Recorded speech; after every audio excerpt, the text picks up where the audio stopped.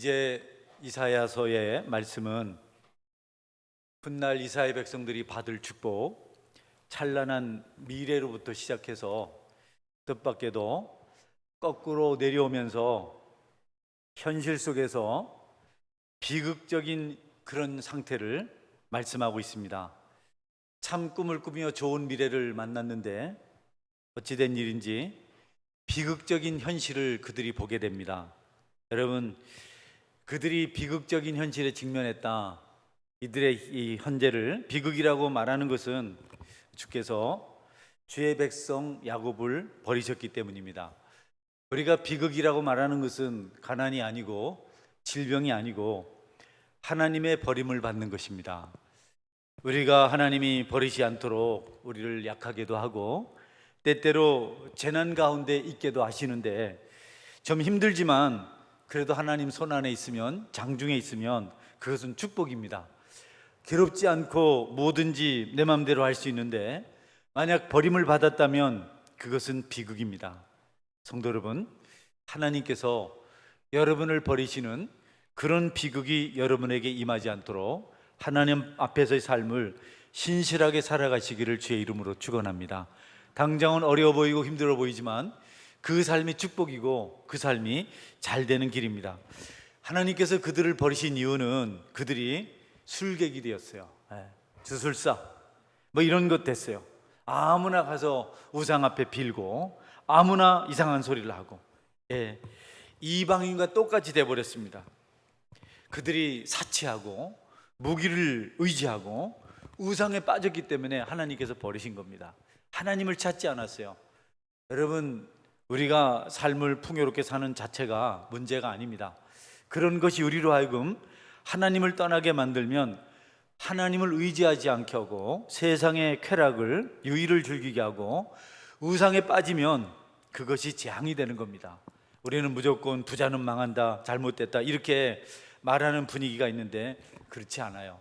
부자도 축복받은 사람이 많습니다. 욥은 엄청나게 큰 부자였지만 더 큰 복을 받은 것을 알 수가 있습니다.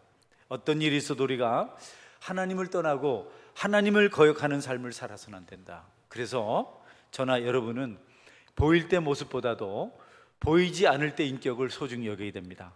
보이지 않을 때 살았던 그 삶이 심판의 이유가 되고 그것이 우리의 삶의 축복과 저주를 결정합니다. 다시 한번 말씀드립니다. 보이지 않을 때 여러분의 삶이 신실하기를 주의 이름으로 축원합니다. 주님과 더불어 동행하는 삶이 있으면 주님이 절대 버리질 않으세요. 보일 때는 열심이고 주님 앞에 잘하는 것 같지만 보이지 않을 때 개인적으로 세상과 놀면, 세상 속에서 빠지면 그것이 하나님의 버리심의 이유가 된다는 겁니다. 그 중에 특별히 이방인들처럼 사치하고 술에 취하고 여러분 악에 빠지는 일이 없어야 되겠다. 하나님은 그런 백성들을 그냥 두실 수가 없어요. 어떻게 그냥 두겠어요? 여러분 몸에 붙어있는 종양을 어찌 안 떼어내겠어요?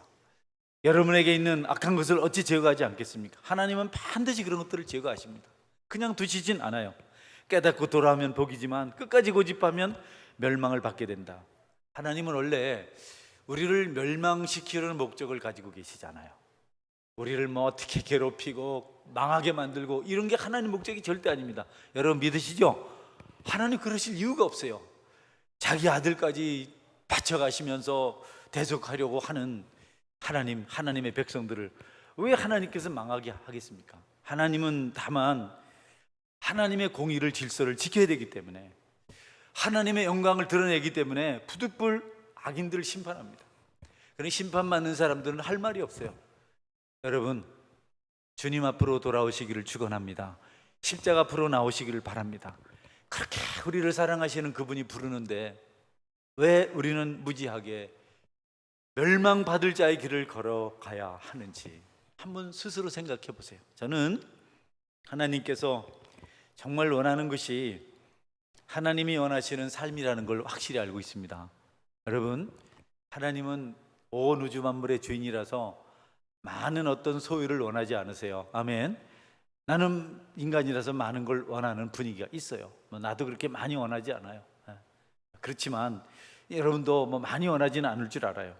하나님은 그런 걸 원하지 않습니다. 하나님은 우리 자체를 원하세요. 하나님은 우리를 받으시지 우리에게는 조건이나 어떤 분위기를 받지 않으세요. 명심하세요. 여러분의 선도 하나님 앞엔 큰 의미가 없습니다. 여러분의 많은 섬김도 큰 의미가 없습니다. 정말 하나님이 의미 있게 여기시는 것은 여러분의 진실한 믿음, 단정한 삶입니다. 할렐루야.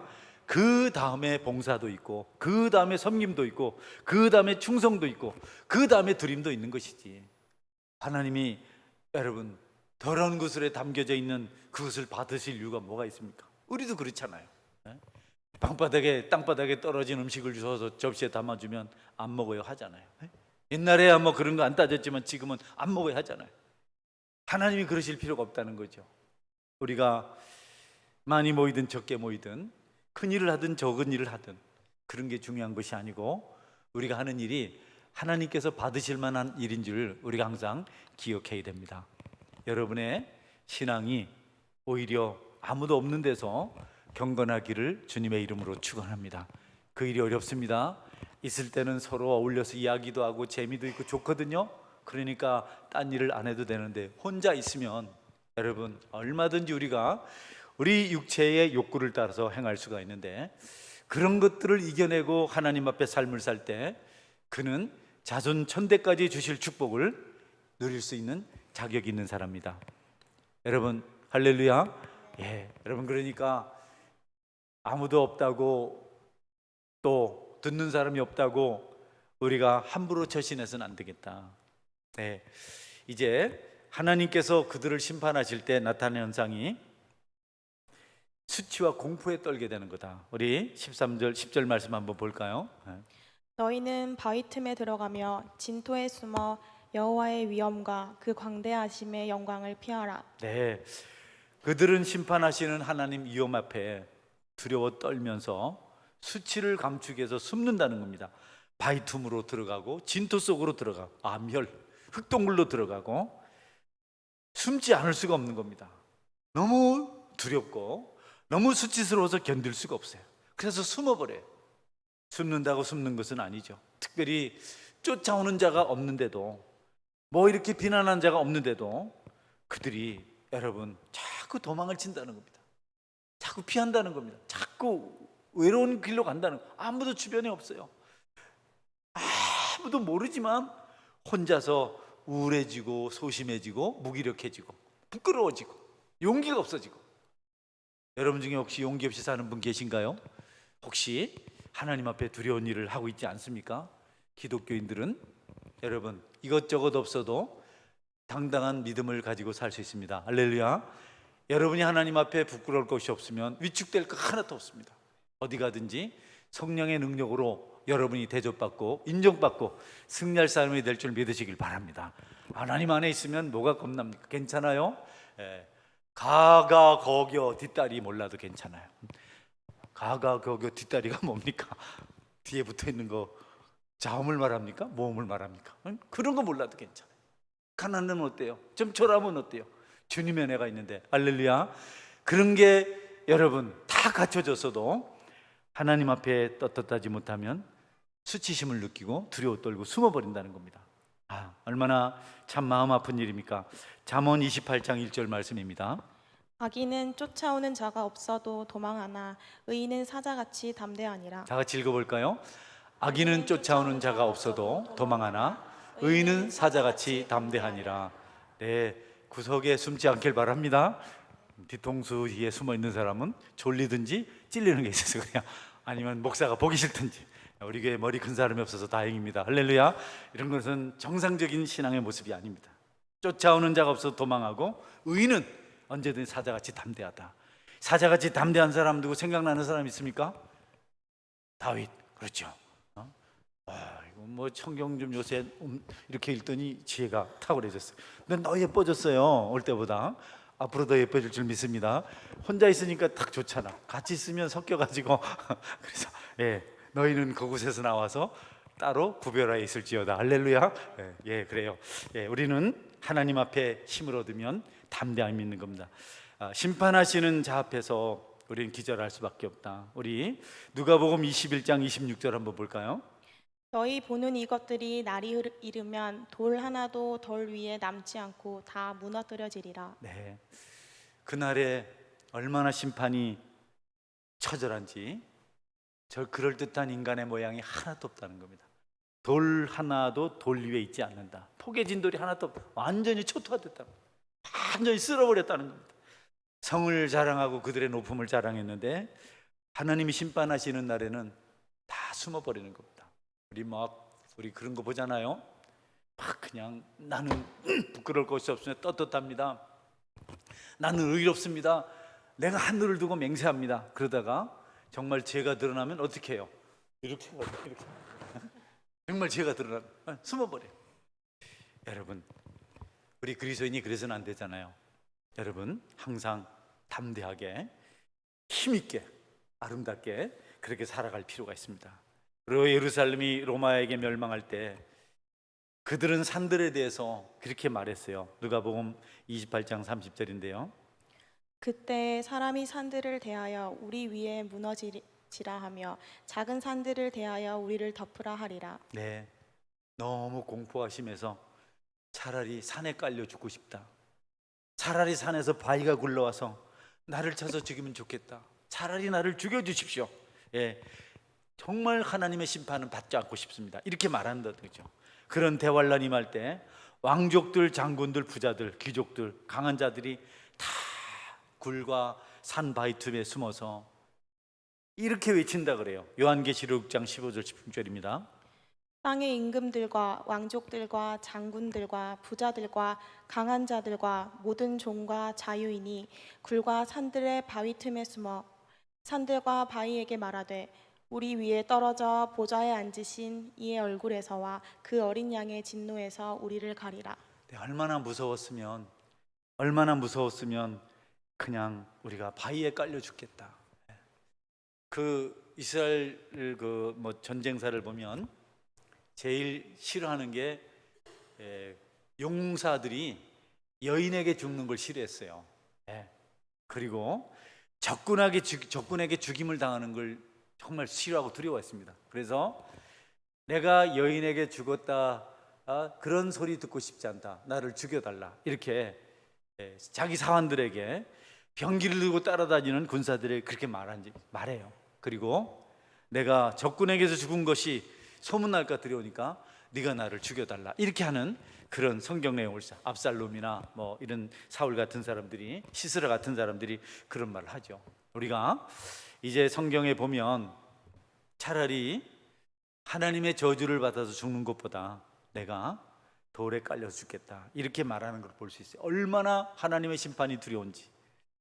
하나님의 심판은 우리를 꼼짝 못하게 만듭니다. 온 마음과 영혼과 육체가 사시나무 떨듯 만들어요. 그런 심판을 우리가 받아서는 안 되겠다. 심판 아니라도 그분의 징계, 그분의 진노만 받아도 여러분 그 두려움이 말도 못해요. 저는 하나님의 진도가 어떤 것인지를 경험해 봤습니다. 정말 하나님의 진노는 무섭고, 사람이라면 거짓말도 하고 비껴가기도 하고 한번 대항도 해보겠는데, 하나님이 내 영혼을 향해서 말씀하시니까 여러분 그렇게 아플 수가 없어요. 그렇게 힘들 수가 없어요. 회개하지 않고는 못 견디겠더라고요. 하나님이 그렇게 짓누르는데도 회개하지 않는 악인들이 성경에 나옵니다. 하나님이 눌러서 그 뼈가 상하고 그가 진액이 화해서 여름 가뭄의 밭 같다, 이런 말씀을 하고 있는데요. 여러분, 하나님께서 두려움을 주시기 전에, 심판하시기 전에 돌이키시는 은혜가 있길 바랍니다. 할렐루야. 제발 돌이키시기를 주의 이름으로 축원합니다. 여러분 돌이키세요. 언제까지 가겠어요? 하나님을 여러분이 만으로 여기면 안 됩니다. 하나님을 없인 여기면 안 됩니다. 예레미야 50장 29절입니다. 활 쏘는 자를 바벨론에 수집하라. 활을 당기는 자여 그 사면으로 진을 쳐서 피하는 자가 없게 하라. 그가 일한 대로 갚고 그가 행한 대로 그에게 갚으라. 그가 이스라엘의 거룩한 자 여호와를 향하여 교만하였습니다. 아멘. 군대를 불러서 다 에워싸게 하고 활 쏘는 자들을 불러라. 그냥 포위를 한 겁니다. 다 포위를 하고 누구든지 하나도 살려두지 말아라. 피할 수 없게 만들어라. 그가 행한 대로 다 갚아라. 여러분, 공수들이 활을 들고 전부 죄인들을 향해서, 심판받을 자들을 향해서 겨누고 있는 겁니다. 한 사람도 용납하지 마라. 한 사람도 지나가지 못하게 하라. 그들이 일한 그대로 갚아라. 심판의 말씀이 선포되죠. 하나님께서 그렇게 하신 이유가 그가 이스라엘의 거룩한 자 여호와를 향하여 교만하였습니다. 여러분, 교만은 역겨운 겁니다. 여러분, 겸손하시길 바랍니다. 너희가 되지 못하고 된 줄로 생각하지 마라. 선 줄로 생각하는 자는 넘어질까 조심하라. 하나님은 겸손한 자는 높으시되 교만한 자는 대적하신다. 우리가요, 하나님 앞에 아무것도 없는 쭉정인데 있는 것처럼 거들먹거리면 하나님 싫어하세요. 그것보다 하나님께서 역겹게 생각하고 민망하게 생각하는 게 없습니다. 교만은 패망의 앞잡이입니다. 넘어짐의 앞잡이, 패망의 선봉입니다. 여러분, 하나님께 모든 건 낮추시길 바랍니다. 어제 개척하시는 목사님이 미국에 가서 박사학위를 받아서 왔어요. 근데 참 똑똑한데 길이 안 열리시는 겁니다. 교회에서 딱 한 곳을 정해줘서 그 교회 가서 혼자다. 다른 사람은 아무 대상자가 없다. 너 혼자 가서 설교하고 교회 지도자를 만나고 오면 네가 그 교회 담임 목사다. 큰 교회, 1000명 모이는 교회도 보내주시고 500명 보내주시고 200명도 이렇게 그랬는데 할 때마다 안 되는 겁니다. 우리가 모여서 그 사람은 왜 안 될까? 뭐 후배고 그렇지만 뭐 있겠어?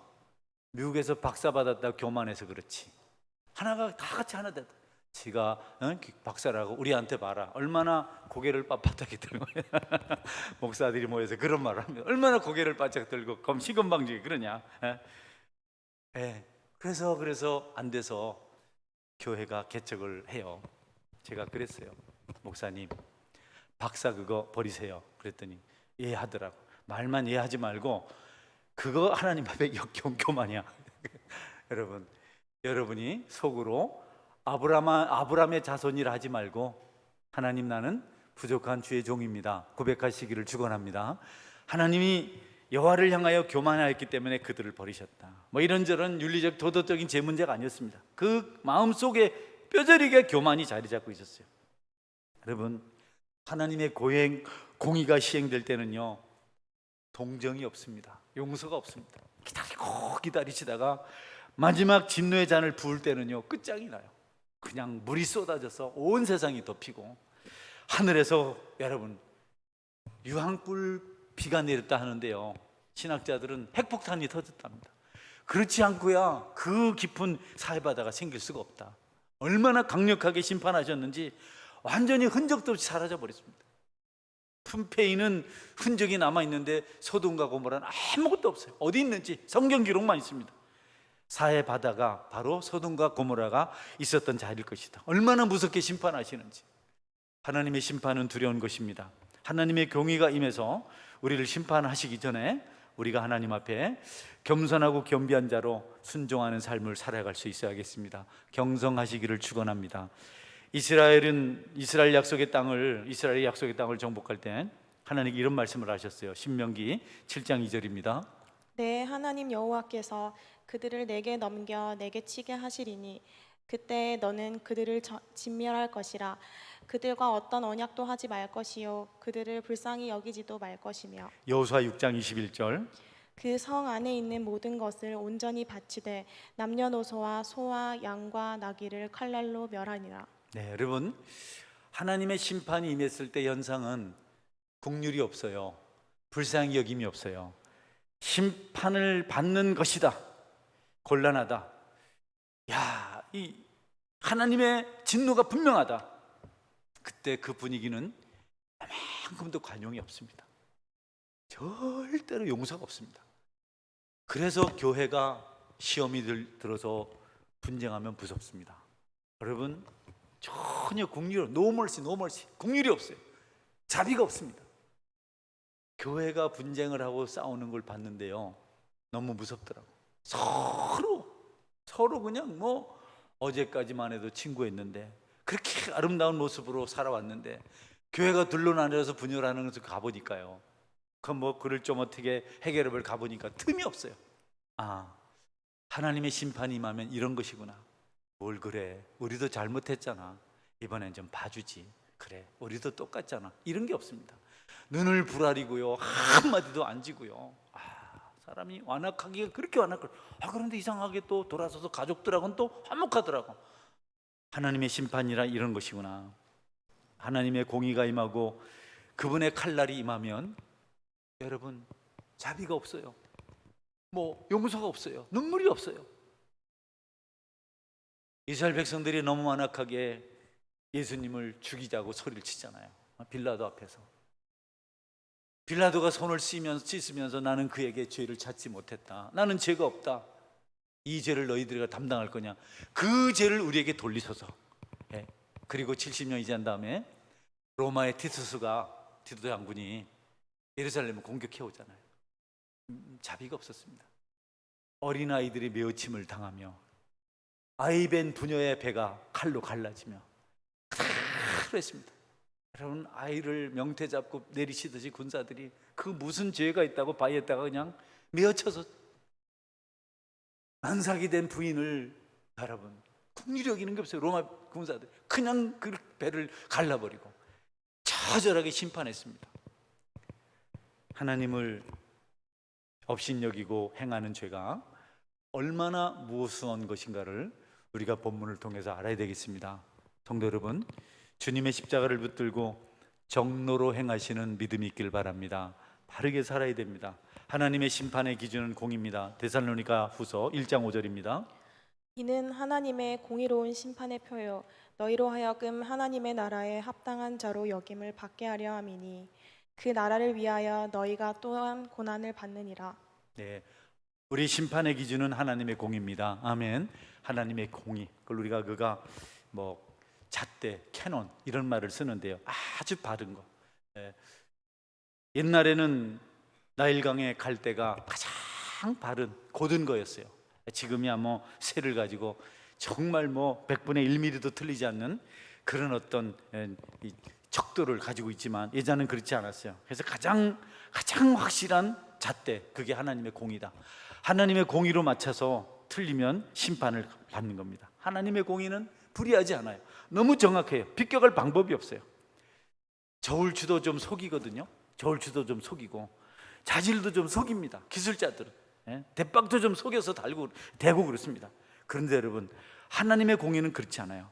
왜냐하면 하나님의 공의는 거룩에서부터 나오기 때문에 그렇습니다. 거룩에 조그만 티가 있어도 보이거든요. 하나님의 거룩하심은 여러분 아무 티가 없어요. 찾을 수가 없어요. 그 공의가 딱 나타났을 때 우리의 허물이 드러나지 않을 수가 없습니다. 다음에 볼까요? 우리 요한복음 12장 48절. 나를 저버리고 내 말을 받지 아니하는 자를 심판할 이가 있으니 곧 내가 한 그 말이 마지막 날에 그를 심판하리라. 네, 하나님의 말씀으로 심판하신다. 잣대, 척도는 공이라는 자요. 그리고 심판은 하나님의 말씀입니다. 하나님의 말씀은 진리입니다. 진리로 하나님은 심판하십니다. 진리 말씀 앞에 넘어지지 않을 자가 없고 진리 말씀 앞에 나는 아니오라고 말할 수 있는 자가 없다. 시간이 많이 지나고 있는데요. 다음에 요한계시록 20장 13절을 보겠습니다. 바다가 그 가운데에서 죽은 자들을 내주고 또 사망과 음부도 그 가운데에서 죽은 자들을 내주매 각 사람이 자기의 행위대로 심판을 받고. 네, 하나님의 심판의 기준은 척도는 각 사람의 행위입니다. 뭐 남의 걸 갖다 붙이지 않아요. 세상의 법정은 오판이 있어요. 30년 뒤에도 무죄가 드러나고 그래서 뭐 나라가 뭐 8억을 주니 10억을 주니 그러니까 어떤 사람이 그러더라고요. 야, 10억이라도 받으니 좋다. 여러분, 그게 뭐 좋아요? 평생을 억울하게 감옥에 있었는데 몸과 마음이 다 상했는데. 하나님은 그런 오판을 하지 않으세요. 너무 정확하세요. 우리의 행위가 어떤지를 아십니다. 우리가 그 심판대 앞에서 불만, 의의를 제기할 수가 없습니다. 하나님이 맞다고 하면 맞는 겁니다. 말씀이 틀리다고 하면 틀린 거고, 하나님의 말씀은 1.1핵도 그릇되지 않냐고 정확하게 적용되는 줄 믿으시기 바랍니다. 우리 이쪽에 이 청년들이 많이 오니까 참 좋은데, 청년들 할렐루야, 잘 살아요. 옆에 친구들에게 잘 살자, 시작, 잘 살자. 뭔 소리인지 모르지. 청년의 시기에 세상이 좋고 여러 가지를 할 수 있는 그런 분위기인데, 여러분들이 교회 와서 예배 드린다는 자체에 저는 만족합니다. 그러나 하나님은 그렇지 않아요. 여러분의 행위를 살피십니다. 할렐루야. 여러분의 행위를 보세요. 하나님은 미인에게 속지 않으세요. 하나님은 지식에게 속지 않으세요. 하나님은 우리의 생각도 보세요. 우리 마음도 감찰하셔요.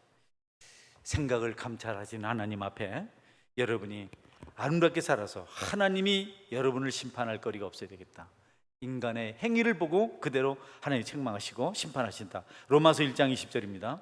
창세로부터 그의 보이지 아니하는 것들 곧 그의 영원하신 능력과 신성이 그가 만드신 만물에 분명히 보여 알려졌나니 그러므로 그들이 핑계하지 못할지니라. 네, 참물이 한참 이 세상에 관영해 있는 죄악 속에서 젊음을 이렇게 지켜가야 되는 우리 청년들이 있고 또 우리 학생들이 있고 한데 참 이런 설교가 부담이 돼요. 부담이 되는데 그래도 부담이 되고 또 여러분이 감당하기 어렵지만 이런 것을 감당할 수 있으면 여러분은 요셉같이 쓰임받게 될 줄 믿으시기 바랍니다. 요셉이 애굽의 총리가 된 것은 아버지의 사랑을 많이 받은 것도 있었지만 그 사랑을 받은 것 때문에 세상의 어떤 유혹들을 이겨냈어요. 이 사랑이라는 것이 참 중요합니다. 교회든 가정이든 사랑을 받은 아이들은 기적을 만들어내요. 할렐루야. 사랑을 받지 못한 아이들은 그 결핍 증세 때문에 해선 안 될 일을 거침없이 합니다. 우리 부모님들 잘 들으세요. 여러분들이 여러분 자녀들에게 마땅히 부모로서 베풀 사랑을 베풀지 않으면 그 아이들이 결핍 현상 때문에 거리를 배회하고 어른들을 속여가면서 어른들이 하는 짓들을 해요. 너무 마음 아파요. 그것을 누구라고 찍어서 말하는 것은 아니고요. 통계학적으로 그런 일이 빈번하게 초등학생들에게서 일어나고 있다고 합니다. 여러분께서 여러분의 사랑을 바르게 여러분의 자녀들에게 아동들에게 나누시길 바랍니다. 이거를 또 집에 가서 먹고 맛있는 거 사주고 좋은 옷 입혀주고 놀러 가는 걸로 오해를 하는데 그거는 아닙니다. 아이들이 그런 거 얻으려고 세상을 방황하는데 그런 것으로 여러분이 땜빵을 할 수가 없어요. 여러분들이 주님의 사랑을 주님의 공의를 가정에서 행하시는 은혜가 있길 바랍니다. 기도하는 어머니, 기도하는 아버지, 진실하게 하나님을 섬기는 부모님, 아이들이 그런 것을 보면서 사랑을 경험하게 되고 반듯하게 세워져요. 여러분 나쁜 짓 하고 아이들한테 미안하면 먹을 거 사주고 옷 사주고 장난감 사주고 그런 식으로 하지 마세요. 그런 거 아무 소용이 없습니다. 더 병들게 만드는 겁니다. 무릎을 꿇고 기도하세요. 저도 요즘은 많이 애통하는 마음으로 자녀들을 제대로 사랑하지 못한 것 때문에 참 그렇게 회개하고 안타까이 기도하고 있습니다. 여러분들에게도 혹시 그런 부분이 있다면 특별히 어린 자녀를 두신 분들은 아이들에게 바른 신앙을 공급하는 그런 은혜가 있기를 바랍니다. 여러분이 좋으니까 아이들 핑계대서 하지 말고, 여러분 감정풀이 하려고 그냥 아이들한테 그냥 데리고 여러분 선심 쓰지 말고 나나 데리고 다니면서 선심 쓰세요. 그 아이들이 그런 걸 그렇게 원하지 않아요. 그런 거 오해하지 마세요. 어머니 아버지가 존중받고 하나님 앞에 단정한 그것을 보고 싶어 합니다. 얼마나 아이들이 부모님을 소중히 여기는 줄 압니까? 하나님이라고 생각해요. 너무 부모를 귀하게 해요. 나중에 철들면 이제 알죠. 어릴 때는요 자기 아빠가 최고고요 자기 엄마가 제일입니다. 여러분 남의 아빠를 아이들 앞에서 무시하지 말아요. 애들이 멘붕이 와요. 난 우리 아빠가 제일인 줄 알았는데 어느 날 무시당한 것을 보면 아이들이 충격을 받아요. 여러분께서 그런 위치에 있기 때문에 여러분 자녀들에게 바른 신앙을, 바른 삶을 모범으로 보여주시기 바랍니다. 너무 집에서 뒹굴뒹굴 거리지 말고 너무 소리치지 말고 예배를 밥 먹듯이 빠지지 말고 여러분이 하나님 앞에 반듯하게 믿음 생활하면 당장은 아니라도 세상 지나면서 인생 이런 것 아니구나 이렇게 생각하고 그들이 믿음의 길을 걸어갈 수 있다.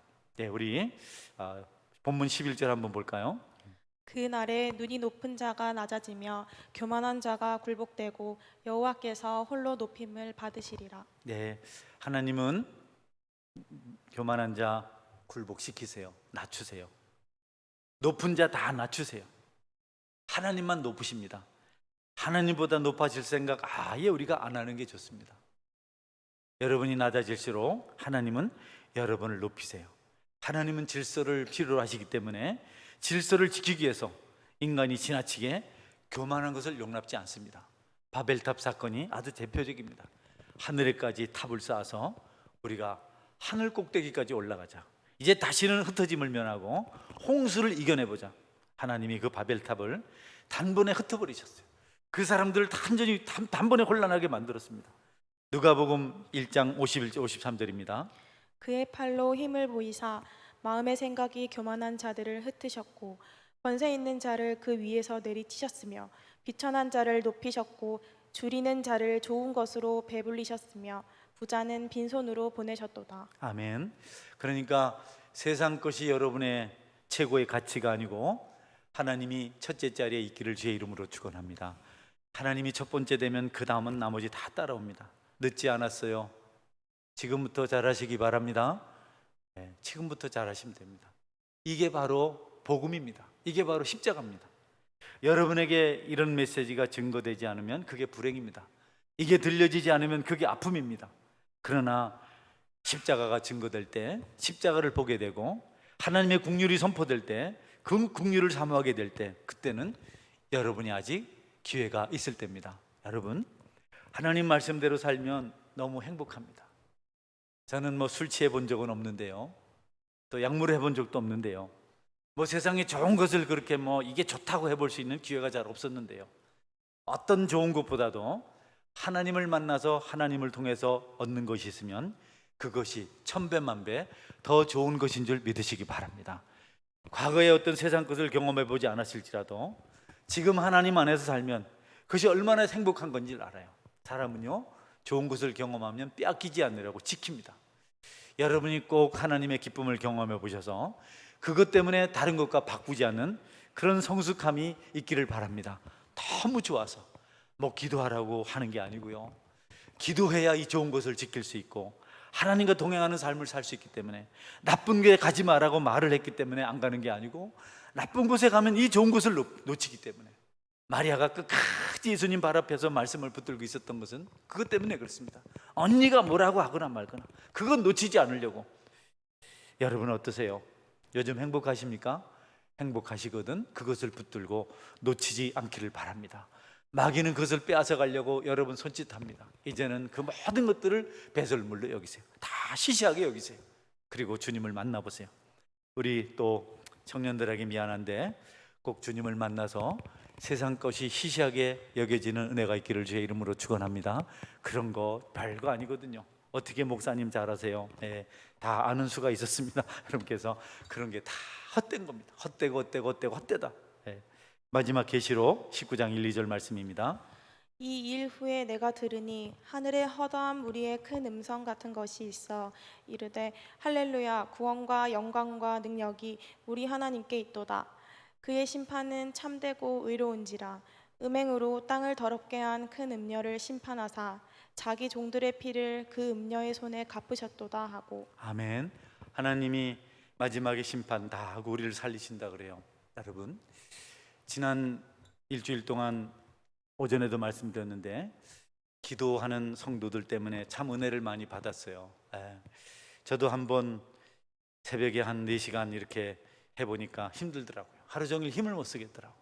내가 얼마나 힘든 일인데 이렇게 기도하셨나. 그 기도 후에 하나님께서 우리를 복 주신 것을 믿습니다. 오늘 많은 성도들이 나와서 예배 드렸어요. 저는 여기 서서 수를 셉니다. 별들의 수를 세시며 성도들의 숫자를 세시며 이렇게 해서 하나님은 이렇게 애쓸 때 그분이 주시는 것은 함께 예배하는 기쁨을 주시는 것이다. 그게 첫 번째 같아요. 우리는 몇 사람 도운 것 대단하지 않게 생각하지만 하나님 입장에서는 천하보다 귀한 한 영혼이잖아요. 몇 사람이 도왔다는 것은 엄청난 복을 주신 겁니다. 그것은 금보다 은보다 귀하죠. 하나님 살아계십니다. 하나님은 절대 업신여기를 받지 않습니다. 여러분이 행한 그것을 보시고 축복할 자를 축복하시고 벌할 자를 벌하십니다. 깊이 묵상하시고 깊이 생각하셔서 하나님 안에서 축복받을 사람으로 살아가시는 은혜가 있기를 축원합니다. 아멘. 같이 기도하겠습니다. 하나님, 좋은 거 주셨는데 빼앗기지 않게 하여 주옵소서. 세상을 배회하지 않게 도와주시고 썩을 것을 좋은 것으로 생각하고 어리석은 선택하지 않게 도와주옵소서. 하나님 큰 기쁨을 맛보고 그 기쁨 가운데 살게 도와주옵소서. 여러분 중에 충만 은혜 가운데 계신 분이 있습니까? 마귀는 여러분을 절정에서 넘어뜨리려고 생각하고 있어요. 최고가 되었을 때 그가 면류관을 빼앗으려고 생각하고 있어요. 이겨내셔야 됩니다. 이기면 상이 있습니다. 영혼의 상이 있고 육신의 삶이 있고 삶의 상이 있습니다. 여러분 하나님 앞에 상 받는 자가 되시기를 바랍니다. 같이 한번 하나님, 내가 하나님 기뻐하시는 모습으로 살게 도와주옵소서. 내가 혼자 있을 때 내 인격이 인정받는 인격이 되게 도와주옵소서. 아버지 하나님, 절대로 하나님을 거역하지 않게 도와주시고, 또 특별히 젊은이들은 젊음을 벌 받을 것을 위해서 허비하지 않게 도와주시고 상 받을 것을 위해 쓰게 도와주옵소서. 예배를 소중히 여기며 기도하는 영혼이 되게 도와주옵소서. 통성으로 기도하겠습니다.